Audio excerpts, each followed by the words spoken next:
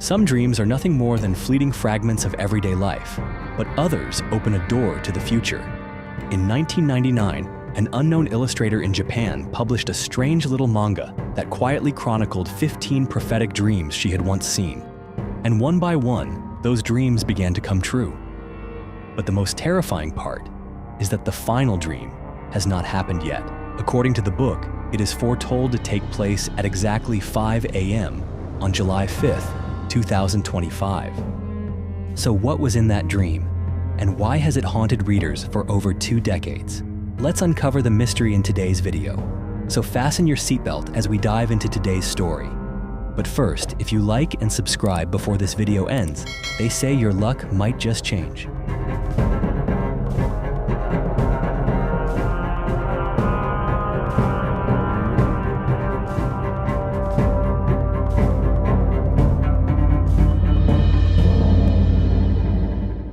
On July 1st, 1999, in Japan, a strange comic book was published.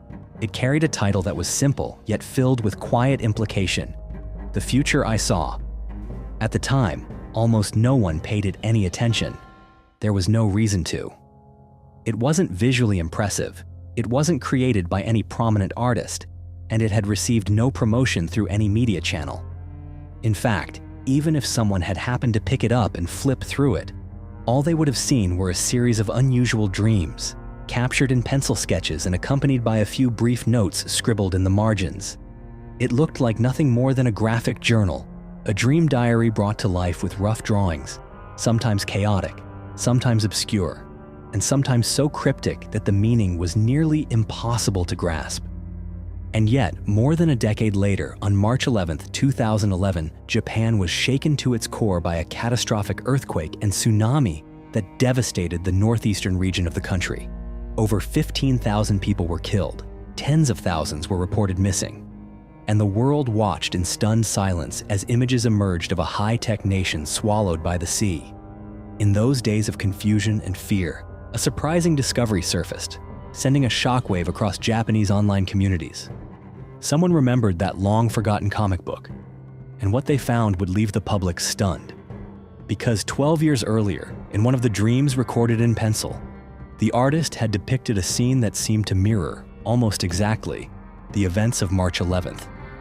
Seawater flooding the streets, tsunami waves crashing inland, and strange numbers like 311 appearing on the book's cover, as if to warn of something no one had yet understood at the time it was released. The coincidence was too great, too detailed to ignore. Thousands of people began to track down the comic. They turned every page, examined every sketch, every note in the margins, as if trying to follow a code sent from the future. And soon, they uncovered something even harder to believe.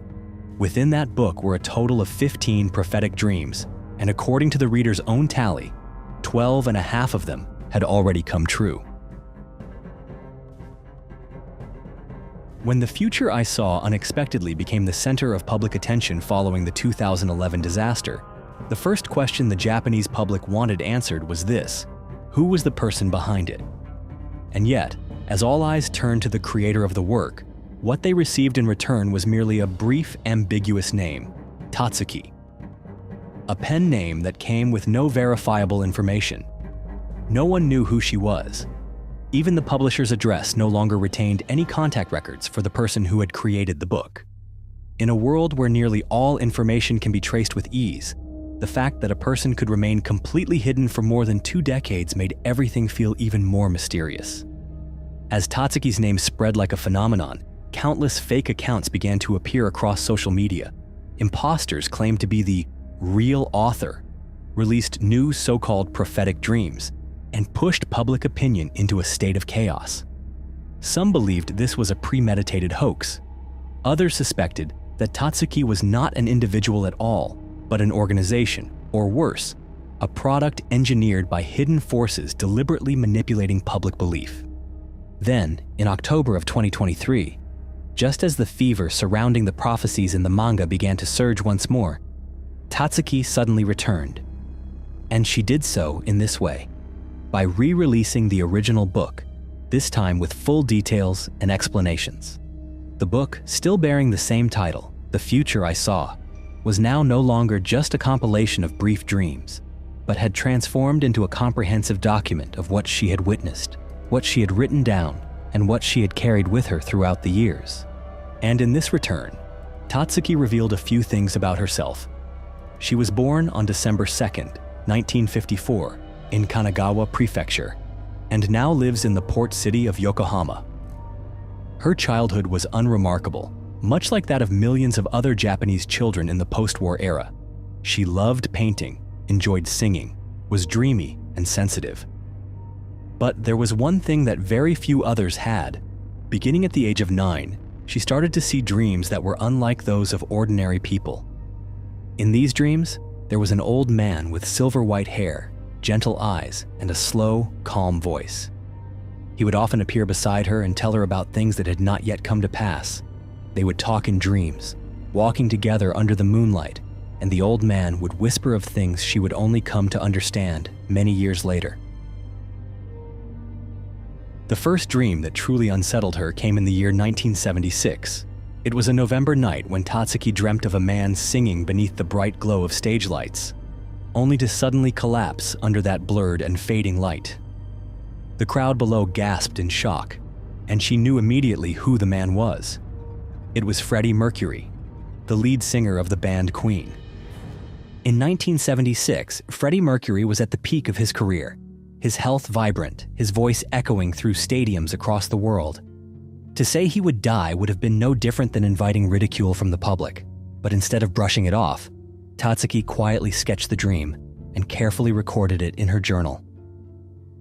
15 years later, on November 24, 1991, the world was shaken by the news. Freddie Mercury had passed away. Television broadcasts aired special reports. Newspapers printed his image on their front pages. And when Tatsuki opened her old journal, she could hardly believe what she saw. It was the first time she felt afraid of herself, afraid that dreams were no longer just dreams.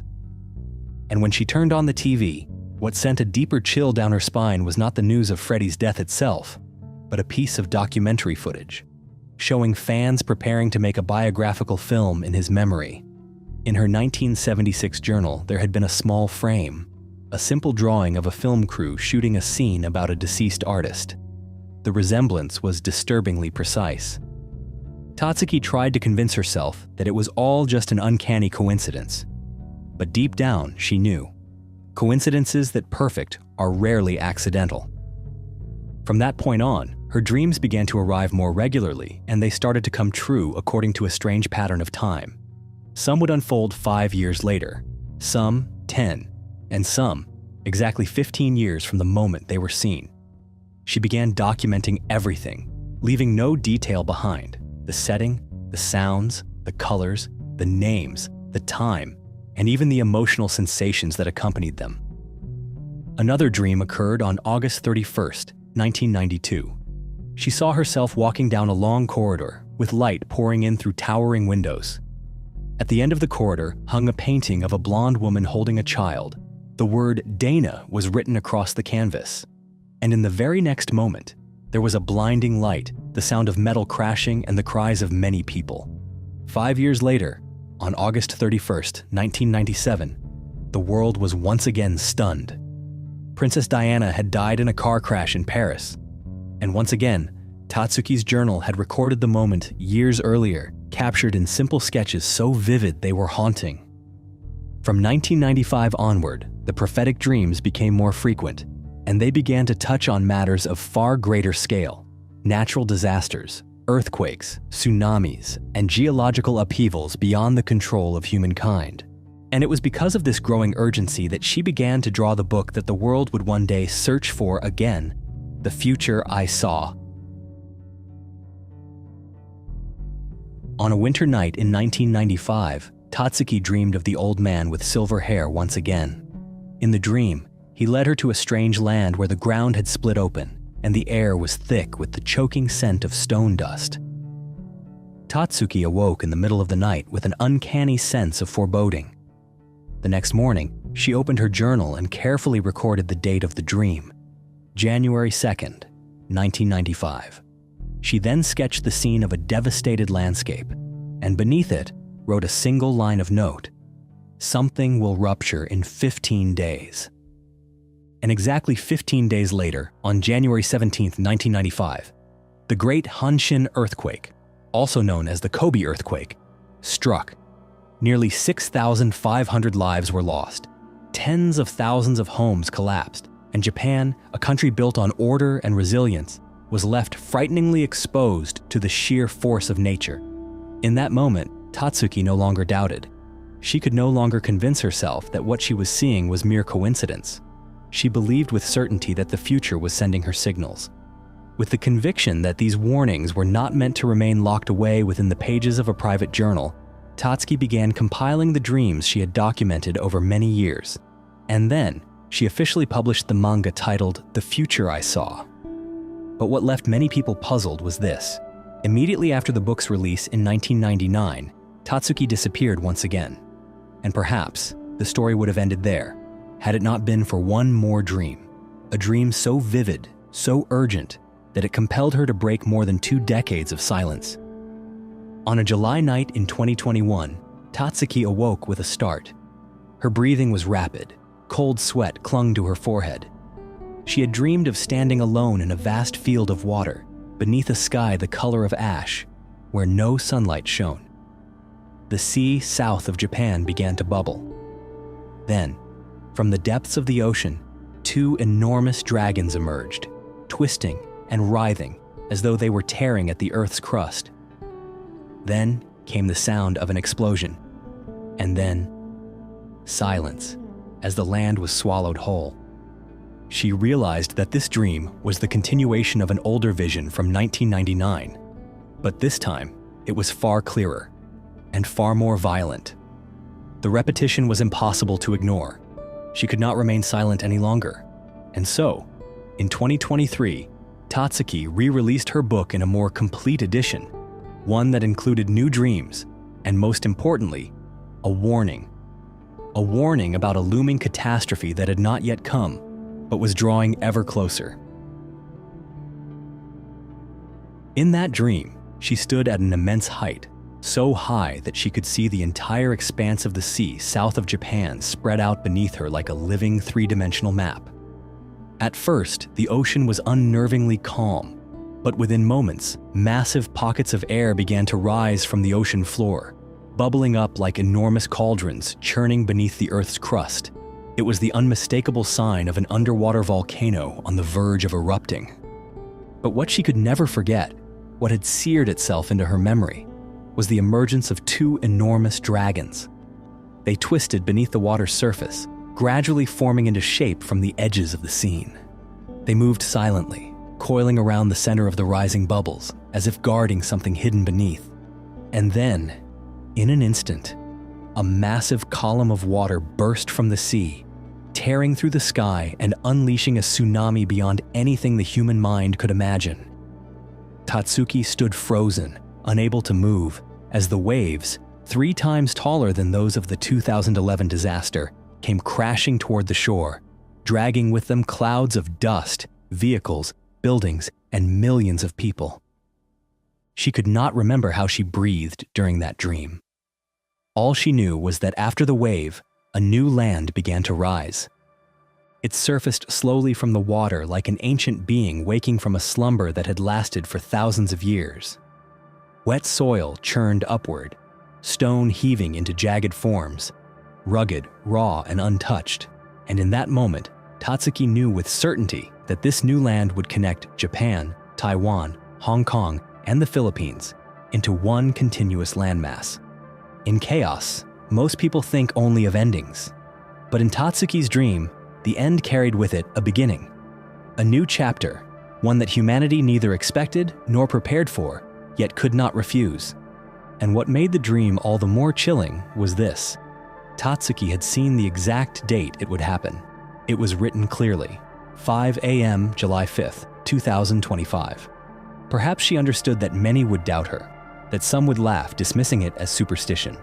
But she also knew this: if among the millions who read these words, only a small number believed and prepared, then if the dream were ever to come true, the loss might not be as great.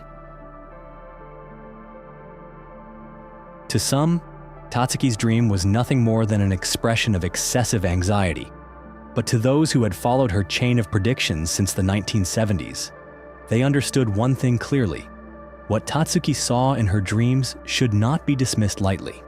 And so, the biggest question following the reissue of her book, especially with its stark warning about a new continent in 2025, was this: could such a thing actually happen? The answer, to many people's surprise, is yes. While the probability is low, it remains entirely possible, at least in theory. Japan lies within a geological region known as the Pacific Ring of Fire, a place where multiple tectonic plates of the Earth's crust converge, and also the area with the highest density of underwater volcanoes in the world. These tectonic plates are not stationary. They shift, inch by inch, year by year. They generate earthquakes, volcanic eruptions, and, on occasion, they give birth to new land. In 2013, just 500 meters off the coast of Japan's Nishinoshima Island, an underwater volcano quietly erupted, creating a small island that had never appeared on any map. Within just a few months, its area expanded rapidly, eventually merging with the main island and doubling Nishinoshima's overall size. Another case occurred in 2021 in the Kuril Islands, a contested region between Japan and Russia. There, an underwater volcano suddenly erupted without any prior warning. When meteorological experts arrived by helicopter to inspect the site, they discovered that a new island had formed. These events, though modest in scale, served as proof that what Tatsuki described in her visions was not entirely implausible. And so, we return to her dream from 2021, the one in which Tatsuki saw two enormous dragons twisting beneath the sea. If we set aside the symbolic imagery for a moment, many researchers have pointed out a curious detail. The position of the two dragons in Tatsuki's drawings closely matches the location of two major tectonic plates beneath the Pacific Ocean, the Philippine Sea Plate and the Pacific Plate. It is precisely at the intersection of these two plates that the likelihood of underwater volcanic eruption is highest. And if the conditions were just right, such an eruption could indeed push the seafloor upward, forming entirely new stretches of land. If there is one dream in life that leaves Tatsuki waking up gasping for breath, not out of terror, but because the sense of loss in that very dream feels all too real, then it is the dream she experienced in the late 1990s. She wrote about it in her journal, but only many years later did she confess that she had never been entirely ready to reveal that dream to the world, not because she feared disbelief, but because she was terrified that people would be utterly powerless to act upon it. In that dream, a resounding sound erupted from deep within the earth, so powerful that she felt her spine shudder, even in sleep. It was a sound reminiscent of an ancient roar, as if the very crust of the earth were cracking open somewhere. She awoke within the dream. The clock before her read exactly 5 o'clock, yet there was no way to tell whether it was 5 in the morning or in the afternoon. Tatsuki stepped out of her home only to find that everything was no longer intact. The roads were shattered. Tall buildings had their lower floors torn apart, as though an invisible hand had yanked whole blocks of concrete from the earth. Cars lay askew, canopies collapsed, and power lines flickered like the remnants of a city that once thrived. She beheld a grand bridge spanning a river, yet its latter half was gone. Around her, there was no one. The street before her was desolate. And when Tatsuki looked down, she realized that she was no longer standing on solid ground. Before her and behind her stretched nothing but water. Then, in the very instant she awoke, she felt as though everything had come to an end. When reissuing The Future I Saw, Tatsuki appended a note beneath this dream. I am not sure whether this scene is that of the 2011 earthquake or not, for what I witnessed was far more horrifying. And I was still wearing a short-sleeved shirt, even though March in Japan is still bitterly cold. That very detail, her wearing a short-sleeved shirt, sent shivers down many spines. For the 2011 tsunami occurred during winter, yet Tatsuki's dream bore the elements of summer. And in 2025, what she dreamt indeed unfolded during the summer season. You may not believe in dreams. You may even think that the future is something no one can ever truly reach in advance. But if there was anything in this story that made you pause, even for just a moment, to think, then feel free to share your thoughts below. I'm always open to reading them and to going deeper with you into the things that have yet to be fully understood. And if you'd like to continue exploring stories like this one, don't forget to subscribe and turn on the notification bell. I'll see you again in the next video.